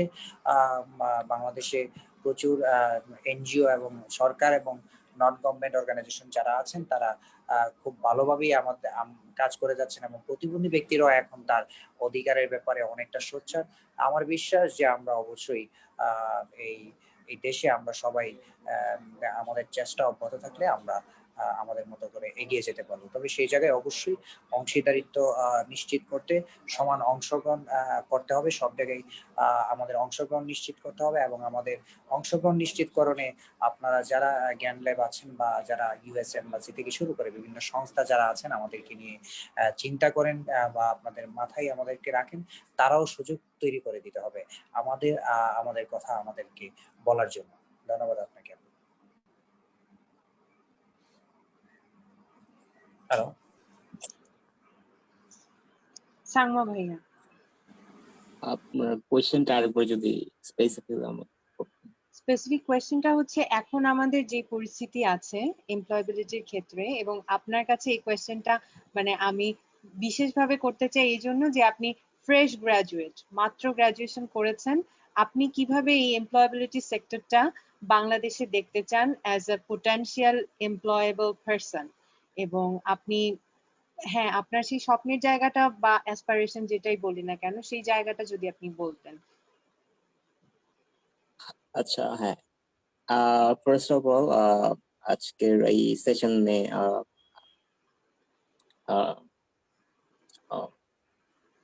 ফার্স্ট অফ অল হ্যাঁ যেহেতু আমি এখনো এক্সপ্লোর করতেছি নিজেকে, এখনো আমি জানি না actually where would I end up getting, so সেই জায়গা থেকে আমি বলবো যে অ্যাকচুয়ালি এমপ্লয়মেন্টের একটা প্রচুর পরিমাণে ঘাটতি রয়েছে আমাদের, এবং সেই জায়গা থেকে আপনি একটি সুন্দর কথা বলছেন, সোশ্যালি চ্যালেঞ্জ। সো আর কি ফিজিক্যাল ব্যারিয়ার তো আমাদের রয়েছে, ফিজিক্যাল ব্যারিয়ারের পাশাপাশি আমাদের যে সোশ্যাল চ্যালেঞ্জ গুলো রয়েছে, যে মানুষ যেভাবে পাবলিক যে পারসেপশন, এখনো আমরা প্রতিবন্ধী শব্দটিকে আমরা অ্যাকচুয়ালি এখনো অনেকে আমরা গালি হিসেবে আমরা ব্যবহার করি। আমরা ছোটবেলায় বাংলা বইতে আমরা বাগধারা বা প্রবাদ প্রবচনে আমরা বিভিন্ন ভাবে আমরা ওয়ার্ড গুলো শিখি যেগুলো প্রচন্ড হিউমিলেটিং। যেমন কিছু কিছু বাগধারা আমি মেনশন করতে চাই, যে নাই মামার কানা মামা ভালো, আর হচ্ছে আপনার এরকম আরো অনেক ধরনের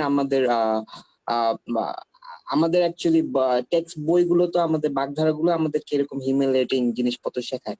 সেই জায়গা থেকে আমরাও অনেক সময় আমরা প্রতিবন্ধী শব্দটিকে আমরা অনেক সময় হিউমিলেট করার জন্য একজনকে ইউজ করি।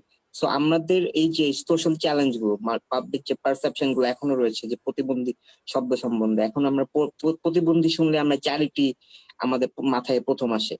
আমরা এটা চিন্তা করি না যে প্রত্যেকের যে পোটেনশিয়াল থেকে যে প্রত্যেকে যে নিজ নিজ জায়গায় অবদান রাখতে পারে, সেই পারসেপশনটা আমি আশা করবো যে চেঞ্জ হচ্ছে এবং ভবিষ্যতে আরো বেশি চেঞ্জ হবে।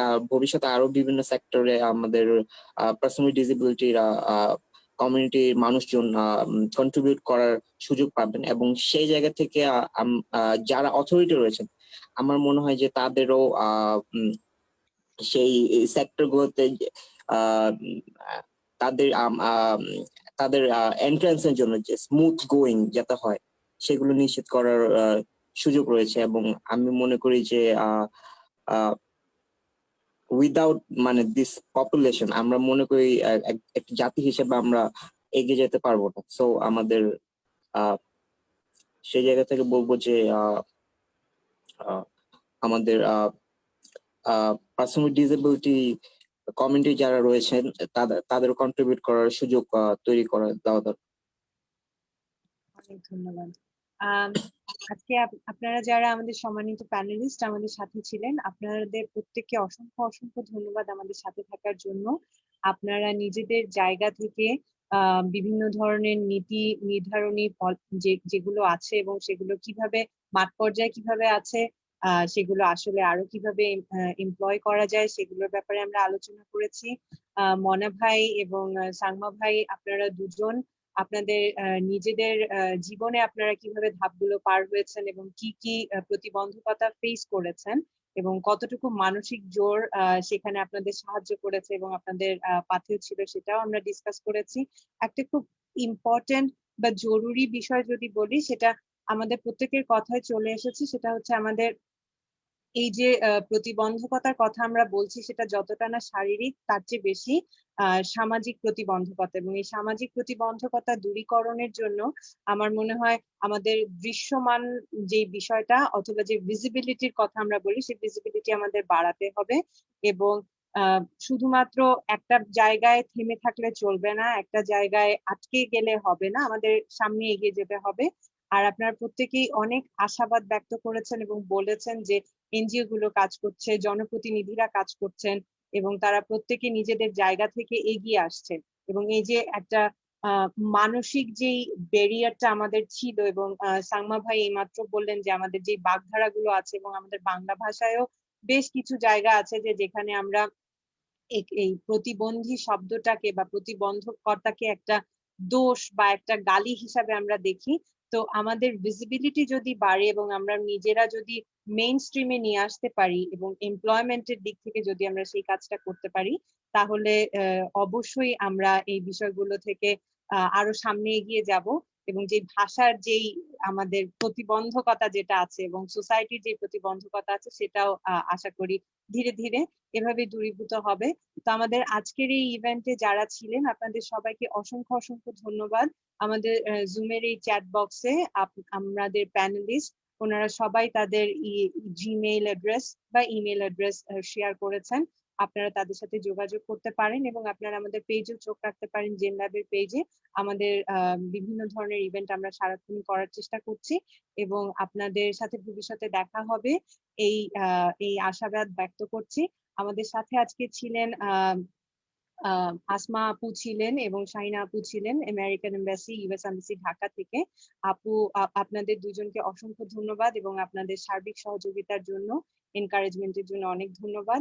যারা এতক্ষণ আমাদের সাথে ছিলেন এবং আমাদের প্যানেলিস্টরা, আপনাদের সময়ের জন্য এবং আপনাদের গুরুত্বপূর্ণ মতামতের জন্য সকলকে অনেক অনেক ধন্যবাদ। শারদীয় শুভেচ্ছা চলছে, শারদীয় উৎসব চলছে, আজকে নবমী। তো নবমীর শুভেচ্ছা সবাইকে এবং ভালো থাকবেন, সুস্থ থাকবেন, সাবধানে থাকবেন।